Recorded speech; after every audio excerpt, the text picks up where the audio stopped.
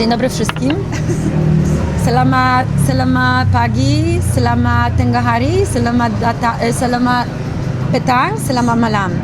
Depends what time are you gonna publish it. Jestem dzisiaj z Agą, z lokalną tutaj gwiazdą. Malaysian at heart. Ile masz obserwujących na TikToku? Pochwal się. 100 000. Około 100 000. No więc lokalna gwiazda. Powiedz może, czym się zajmujesz w Malezji? Jak to się stało, że tutaj wylądowałaś? Całą historię od początku. Wszystko.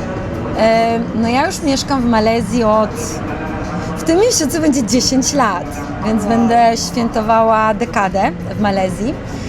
Wcześniej mieszkałam w Tajlandii i tam poznałam osobę, z którą założyłam firmę. I ta osoba, która później była moim partnerem życiowym, jest Malezyjczykiem. Więc postanowiliśmy z Bangkoku przenieść firmę do Malezji, przez to, że Malezja dużo szybciej się rozwijała, jeżeli chodzi o cały startupowy environment, ekosystem. Wszyscy mówią po angielsku i bardzo sprzyjała jakby rozwojowi nowym przedsiębiorcom, więc postanowiliśmy przenieść firmę z Bangkoku do Kuala Lumpur i to było właśnie około 10 lat temu.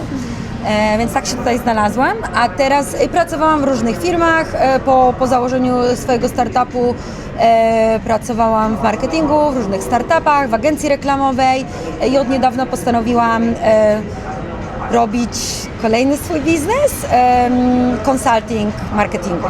Więc teraz pracuję indywidualnie z klientami i w wolnych chwilach robię mojego TikToka. Pamiętasz swoje pierwsze dni, po prostu jak wylądowałaś, jakie miałaś wrażenie?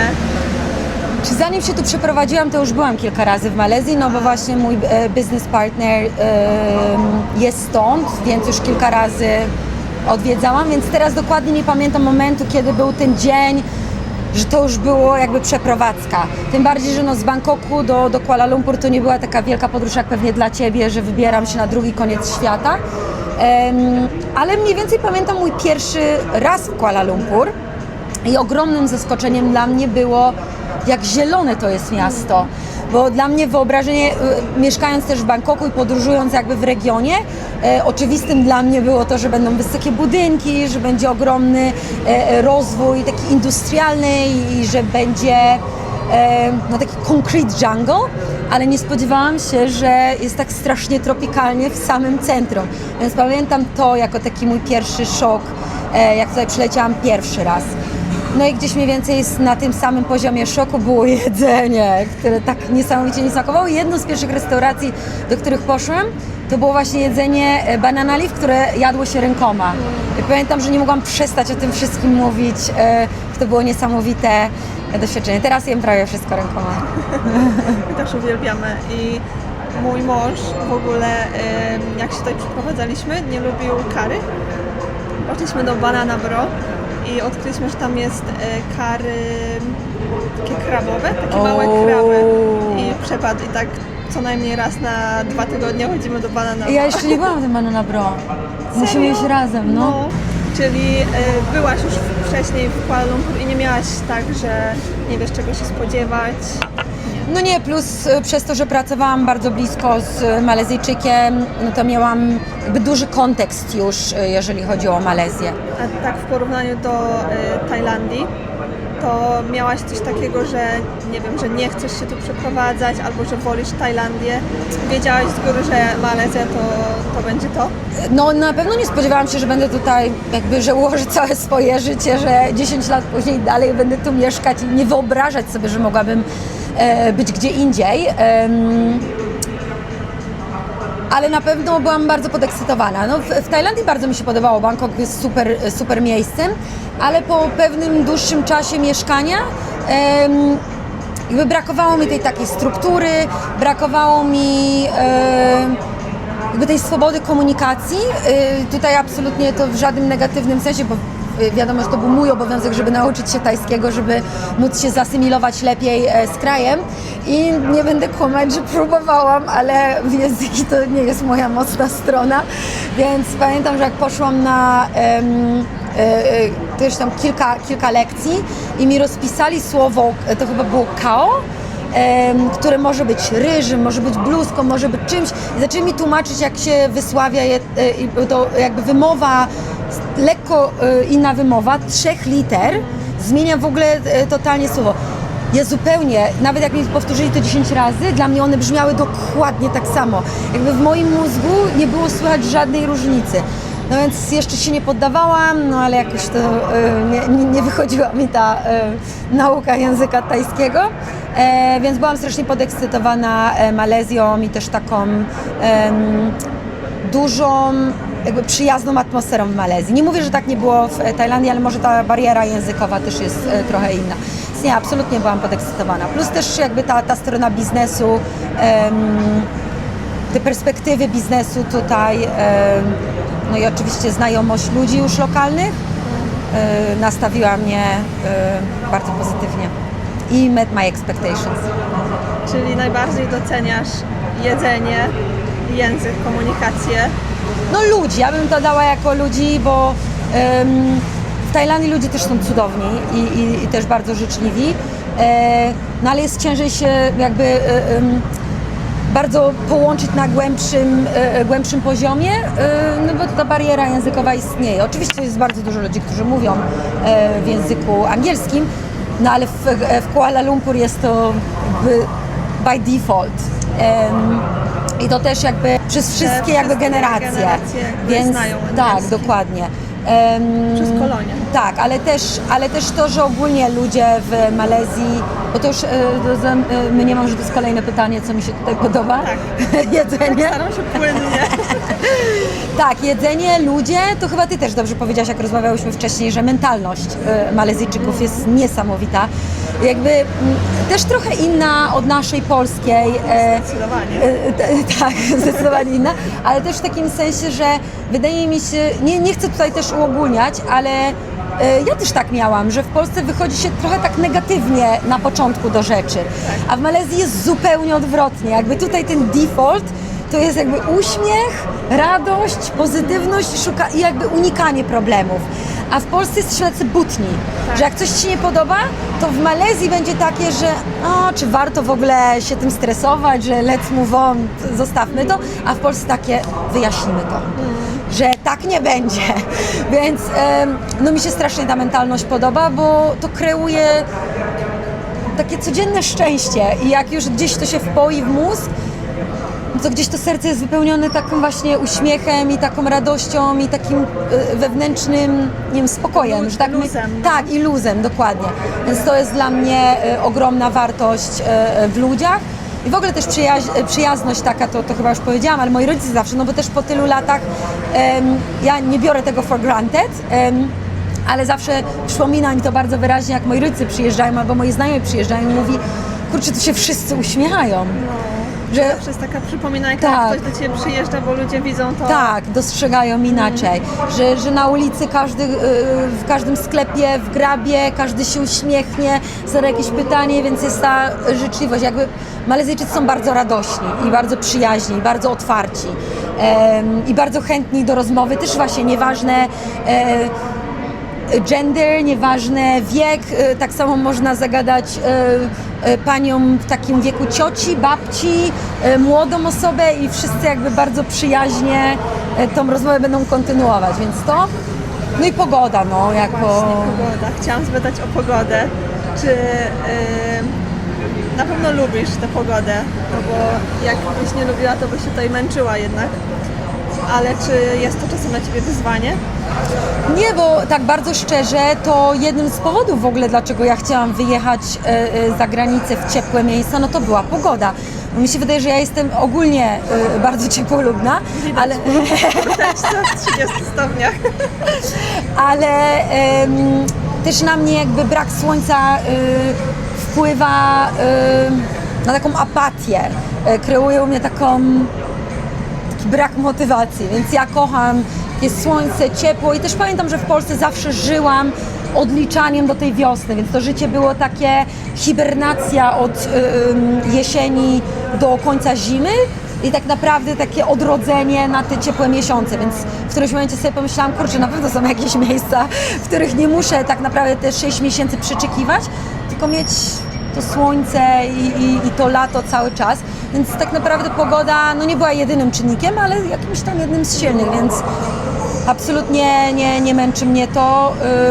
Plus no wiesz, jak jest Kuala Lumpur, to też nie jest miejsce, w którym strasznie dużo jesteś na zewnątrz, bo też ta jakby komunikacja tu jest dobra, cały czas gdzieś tam się przychodzi, są tunele z klimatyzacjami, wszystko i tak jest umieszczane albo w klimatyzowanych centrach handlowych, albo klimatyzowanych hotelach, miejscach, więc to też nie jest tak, że no pikników tu się za bardzo nie robi.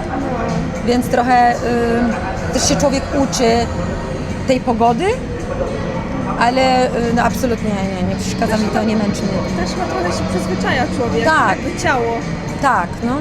żeby nie było aż tak cudownie i pięknie. Widzisz jakieś tutaj wady w Malezji?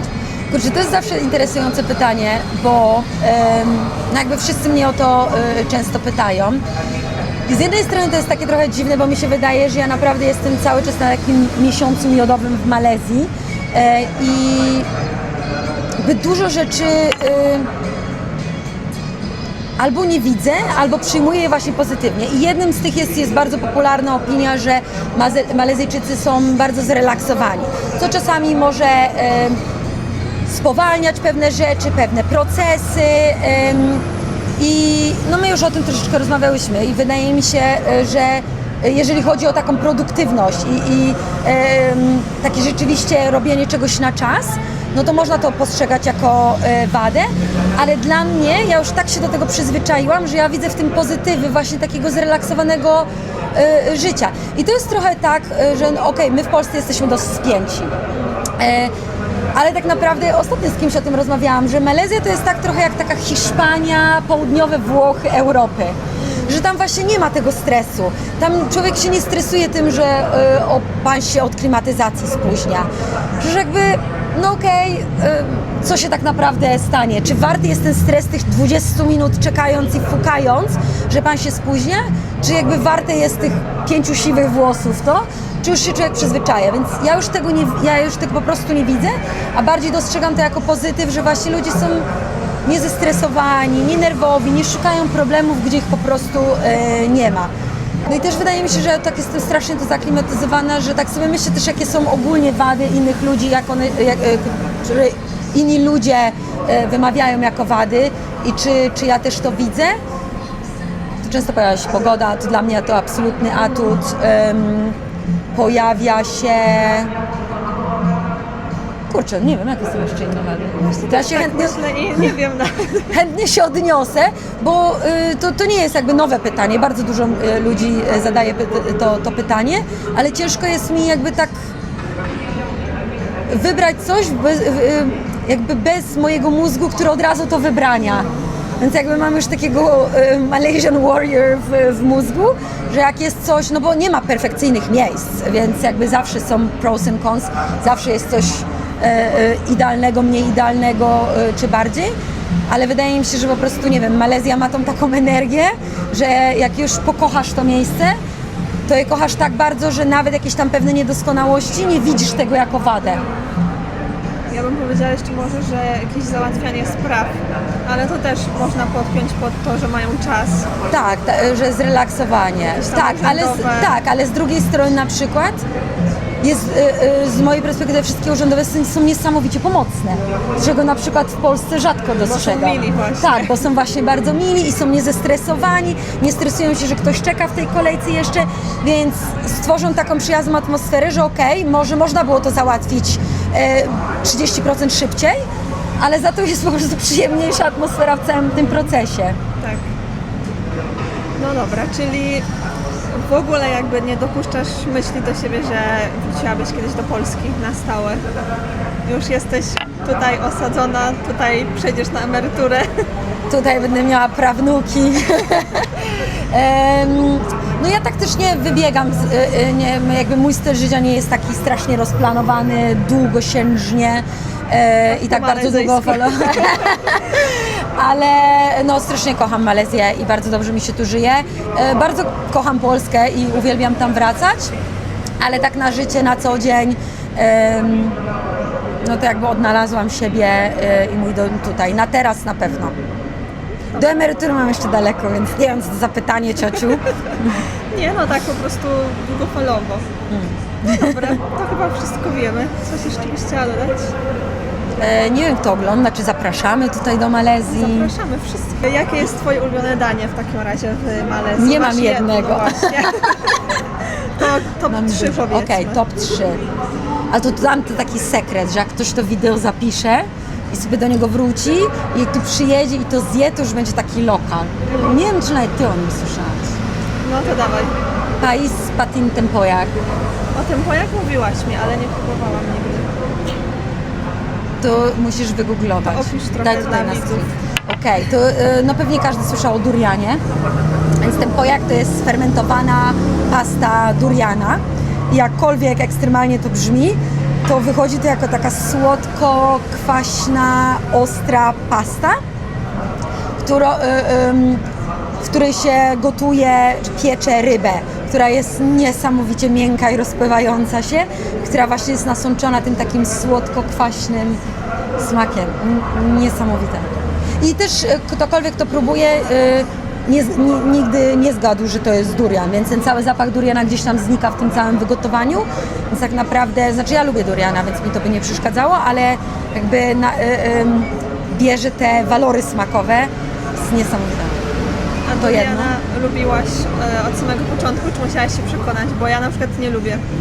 A wiele razy jadłaś?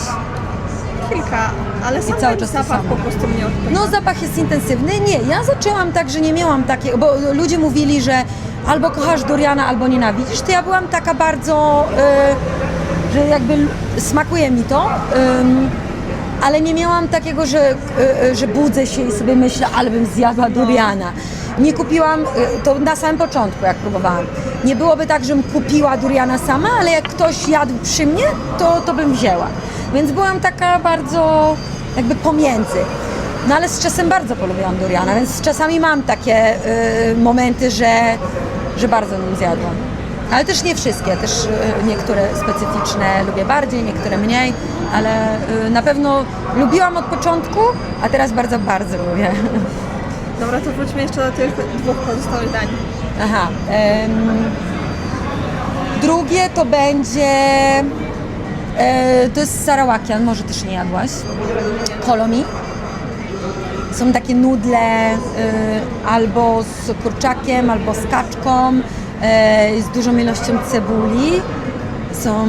To Polakom zasmakuje. Tak, bo w ogóle są takie, bo w ogóle jedno, co jest trochę podobne, Malezyjczycy i Polacy, to że Polacy lubią słodkie, kaczka z jabłkami, do sałatek Polacy wkrajają zawsze jakieś, a to gruszka, a to jabłko, a to żurawina, więc wydaje mi się, że to jest trochę podobne, bo malezyjska kuchnia lubi słodkie. Może nie takie zdecydowanie. owoce, ale gdzieś tam słodkie takie smaki, więc wydaje mi się, że właśnie to kolomi ma takie trochę słodki, pewnie od cebuli posmak, więc wydaje mi się, że to będzie bardzo smakowało Polakom. I trzecie danie, no może banana leaf. To jest takie, no nie da się, z tych 3 dań nie da się znaleźć nic podobnego. Że jak już masz taki craving na to nic innego ci nie usatysfakcjonuje. I raz na jakiś czas trzeba po prostu. Tak. Następny raz banana pro.